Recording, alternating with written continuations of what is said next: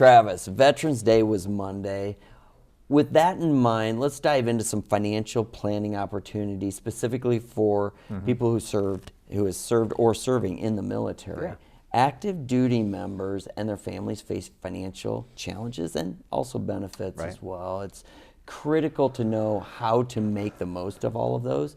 Let's start with retirement, which can look very different for military families than the typical civilian. Yeah, I mean, so active duty members, there are two retirement plans. There's they call it the High 3 system, and the blended retirement system, or BRS. The High 3 system gives you 50% of your highest 3-year average base pay after 20 years of service. So you serve 20 years, your highest 3 years, what's the average? You get 50% of that in retirement. Now the BRS, the blended retirement system, you get 40% of that pay, but plus you get contributions to a thrift savings plan, they call it, or a TSP. And active duty members with the BRS can even receive up to 5% matching contribution. So it's kind of a mix, right? You got a little bit of a pension, you got a little bit of a which is a great benefit. Contribution plan over here. Yeah.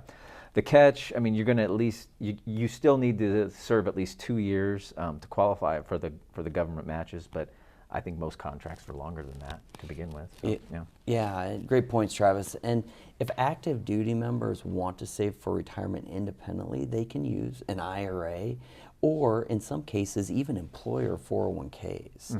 Military spouses often face employment gaps due to relocations because they do that quite a bit. So opening a spousal IRA is a smart move to help start to build some of that retirement for your spouse as well. Yeah, build it there. But if you do use like the spouse's 401k, I mean, and you're moving frequently, don't forget that you can roll that over. That's right. Don't Don't leave leave like it a trail behind. of old 401ks. We've seen that. Yes.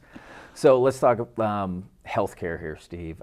TRICARE provides lifelong coverage for retirees, and once they turn 65, they can enroll in TRICARE for Life, which I think my father's in right now, and that works with Medicare. And active duty members who need long-term care are also covered by the VA. They have some benefits there, but they'll want to look closely at those benefits to see what's covered and what's not, and especially if you live, far away from a VA facility. I mean, the travel there to take advantage of the benefits could become cumbersome, so keep that in mind. Yeah, Travis, and for considering it for veterans or people in the military considering home ownership, a VA loan is a huge benefit. It offers 0 down payment, competitive interest rates, and no private mortgage insurance, which we know all of those costs. The dreaded PMI. They really start to add up. So it helps active duty members who face frequent moves to get into a home, and without those huge upfront costs. So it makes it really just removes the burden if you're moving 5-6 times during your 20-year career, maybe even more for some people. Right. It just removes that uncertainty, right? So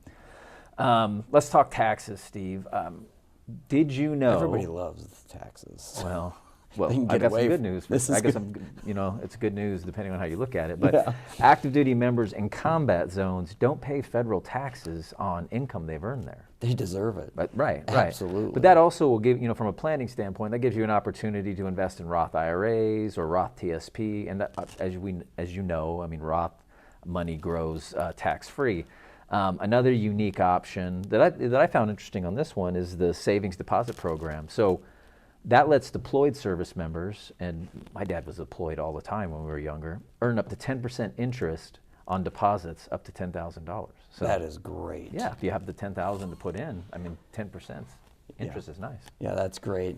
And those who are looking for unique, these are obviously opportunities. Wow, these are unique opportunities for the military community.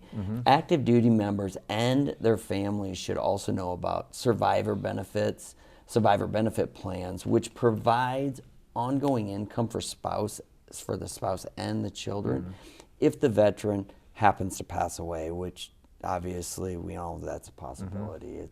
It's not free, but it can provide some peace of mind for that family as they some form of ongoing benefit. I mean, we know from being in this business a long time, there's not a lot of pensions out there anymore. So when you have a pension, it's a pretty powerful tool from a planning standpoint, being able to have your beneficiaries use that in some fashion. Yeah, is it's pretty an important. income. It's an income Yeah. that you didn't. It's a forced savings. It's nice.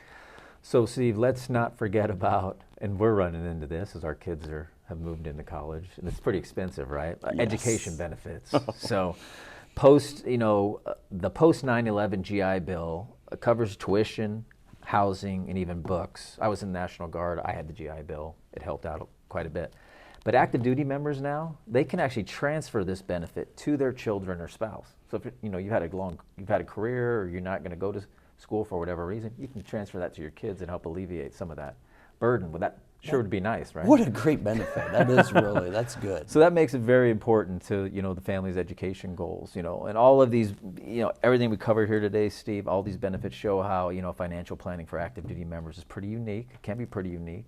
But with careful planning, you can maximize a lot of these benefits that they've rightfully earned over their careers. Yeah. Absolutely, Travis. And I want to thank you for being in service and the time that you spent, and all of our military, all of our clients, and all the people that have served in the military, because it is a huge sacrifice. Huge sacrifice. Much appreciated. Yeah. Thank you. Have a good, we'll see you next week. See you next week.